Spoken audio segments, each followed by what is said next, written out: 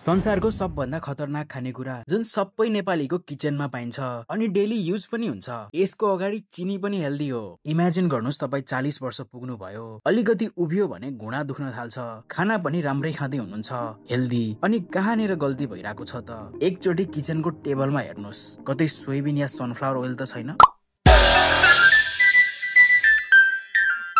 एउटा टाइम थियो जब नेपालमा डाल्डाको पनि प्रयोग हुन्थ्यो।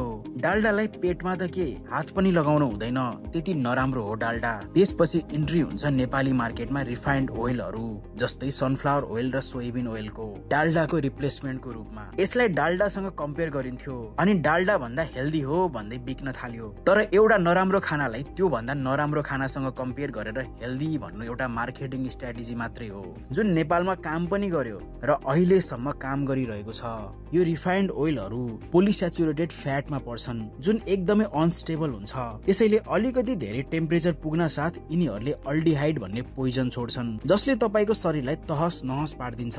अझ एकचोटी तताको तेललाई रियुज गर्नुभयो भने त यसको पोइजन अझै बढ्छ, जुन बाहिर होटल र रेस्टुरेन्टमा त कमन नै छ। त्यसमाथि यो तेलहरूमा ओमेगा 6 एकदमै हाई हुन्छ। ओमेगा 6 हाम्रो शरीरलाई चाहिन्छ, तर यसलाई ओमेगा 3 ले ब्यालेन्स गर्नुपर्छ, जुन नेपाली डाइटमा पाइँदैन। सो ओमेगा 6 ले तपाईको शरीरमा इन्फ्लामेसन बढाउन थाल्छ अनि हड्डी दुख्न थाल्छ। सकिन्छ भने घिउ वा मिलमा पिसाको तोरीको तेल प्रयोग गर्नु होला अनि सकभर एकचोटी तताको तेललाई रियुज नगर्नु होला। सधैँ एउटै तेल खानु भन्दा तेलहरू पनि रोटेट गर्नुस्, जस्तै तिलको तेल, कोकोनट ओइल, कहिलेकाहीँ अलिभ ओइल। सुरुमा महँगो लागे पनि तपाईको स्वास्थ्यको अगाडि एकदमै सस्तो हुन्छ।